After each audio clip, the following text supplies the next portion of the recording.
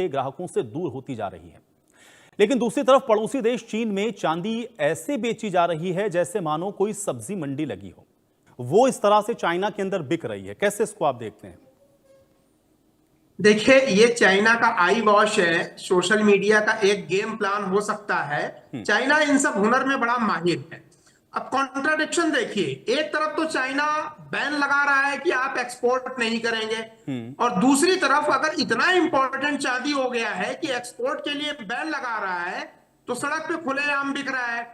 इसमें दो संभावनाएं हो सकती हैं कि ये जो चांदी हमें दिख रही है, कुछ इसकी क्वालिटी वगैरह या वर्जन वगैरह लोअर हो, या कुछ ऐसा भी हो सकता है, अगर हम सत्य मान ले कि भाई ये ओरिजिनल चांदी है जो सड़कों पे बिक रही है। इसके दो फैक्टर को समझिए सर।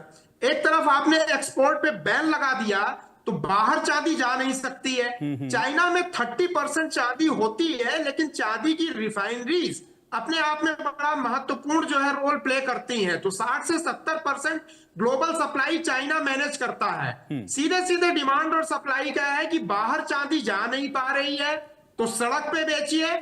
और दूसरी इंपॉर्टेंट चीज, भारत के बारे में अगर देखा जाए कि भारत में क्यों इतनी ज्यादा प्राइसेस बढ़ रही हैं, जी। तो भारत भी कहीं ना कहीं बाहर से इंपोर्ट करता है। यहाँ डिमांड बहुत ज्यादा है, रिलीजियस है, त्योहार में है, गहने हैं, प्लस इलेक्ट्रॉनिक व्हीकल और सेमीकंडक्टर। जब से ये नया विज्ञान आया है, आपको पता होना चाहिए कि चांदी इलेक्ट्रिक का बहुत अच्छा कंडक्टर माना जाता है। तो सारे चिप में, इलेक्ट्रॉनिक व्हीकल में और सोलर सिस्टम जितने भी बनते हैं, सब में चांदी का एक एक्स्ट्रा डिमांड है जहां पे कि चांदी लगती है। तो एक तरीके से इंडस्ट्रियल डिमांड और डोमेस्टिक डिमांड दोनों मिला करके इंडिया में सिचुएशन ऐसा पैदा कर रहे हैं कि डिमांड ज्यादा हो गई है, सप्लाई कम हो गई है, जिसके कारण चांदी के दाम बढ़ रहे हैं। लेकिन चाइना का ये जो आप दिखा रहे हैं दुनिया को, वो दिखा रहा है कि जी हम तो सड़कों पे बेच रहे हैं, ये पॉसिबल नहीं है। ये कुछ दिनों का खेल है। चाइना इस तरह की चीजें करता रहता है। ठीक है, आप अपनी ए.के. मिश्रा जी, आप ये कह रहे हैं कि चाइना की बहुत सारी बातें चूंकि ऐसी होती हैं जिस पर थोड़ा भरोसा करना मुश्किल होता है, इसलिए आप उसको उसी कैटेगरी में देख रहे हैं। एम.के. अग्रवाल जी, आप देखिए ना, एक तरफ तो एक्सपोर्ट के लिए बैन कर रहा है, इतनी इंपॉर्टेंट है। ठीक है, इसलिए इस पर भरोसा कर पाना आप ए.के. मिश्रा जी आप मानते हैं कि थोड़ा सा मुश्किल है। ठीक है, तो लोग चाइना के पीछे भागेंगे और चाइना उससे प्रॉफिट बनाएगा, या पहले अपनी इंडस्ट्री को वो सप्लाई करेगा, इलेक्ट्रिक व्हीकल वगैरह, सेमीकंडक्टर इंडस्ट्री वगैरह, इन सब को, ताकि उसका बिजनेस हमेशा सरप्लस में रहे in comparison of other competitive countries, जो और देश है। तो ये एक स्ट्रेटेजिक टूल की तरह होता है। मैं आपको बताना चाहूंगा, कॉपर को भी भारत और यूएसए ने स्ट्रेटेजिक मेटल की कैटेगरी में डाल के रखा हुआ है, क्योंकि इलेक्ट्रिक वगैरह के वायरिंग में कॉपर का वायर बहुत अहम चीज होता है। तो ये अब चाइना ने क्या किया कि चांदी की जो इंडस्ट्रियल यूटिलिटी इतनी ज्यादा है सेमीकंडक्टर और चिप वगैरह में, कि बिना इसके आज के मॉडर्न इलेक्ट्रॉनिक गैजेट चल ही नहीं पाएंगे, इलेक्ट्रिक वगैरह और मोबाइल लैपटॉप वगैरह बन ही नहीं पाएंगे।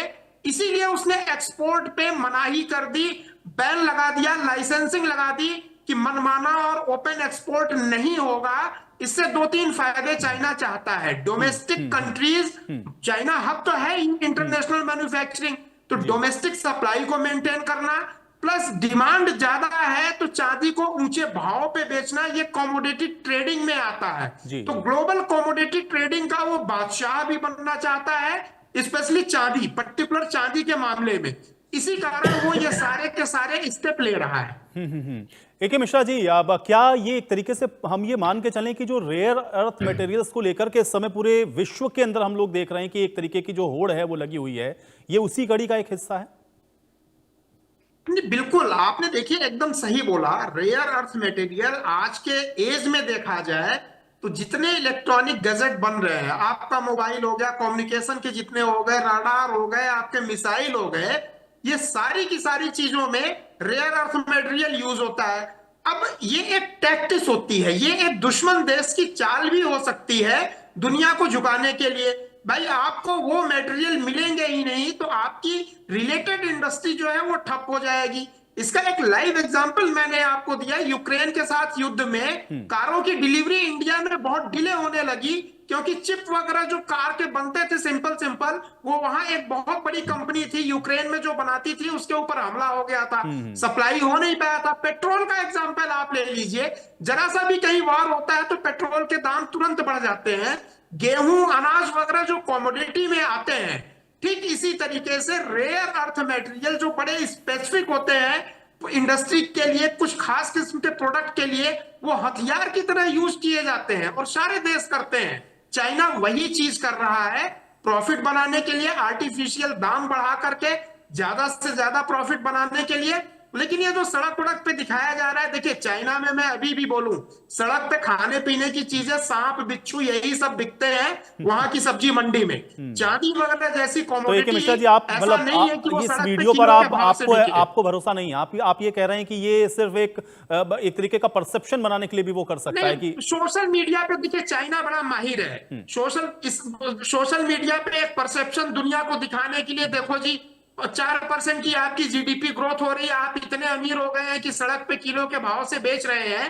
तो ये एक तरीके से स्टंट बाजी हो सकती है मीडिया वगैरह की, चाइना करता है। अदरवाइज इतना भी नहीं चाइना के पास चांदी हो गई है, इतना भी रिच नहीं हो गया है चाइना कि वो एकदम सब्जी के भाव से सड़क पे बिकने लगे। ये पॉसिबल ही नहीं है। आज भी चांदी की इंपॉर्टेंस दुनिया में है। तो एक मिश्रा जी, इस समय जो वैश्विक परिदृश्य है, क्या उन सारी जद्दोजहद के बीच में भी ये आप समझ रहे हैं इसको इस तरह से कि एक कोई स्ट्रेटेजी ही है ये, मतलब इसमें कोई बहुत ज्यादा ऐसा हैरान होने वाली बात बिल्कुल नहीं। देखिए मैनेजमेंट के हिसाब से देखिए, सड़क पे ठेले पे और सड़क पे चादर बिछा के वो चीजें बिकती हैं जो रोजमर्रा यूज की होती हैं, खाने पीने की चीजें हुई। यानी दुकानदार भी जानता है कि मैं 4 घंटे के लिए ठेला लगा रहा हूं और शाम तक ये बिक जाएगा। सब्जी हो गई, रोजमर्रा की चीजें हो गई, ये डेली मार्केट लगती है। चांदी रोजमर्रा की खाने पीने की चीजें नहीं है। चांदी का जो बिजनेस मॉडल होता है, ग्राहक कोई कस्टमर कोई खरीदता है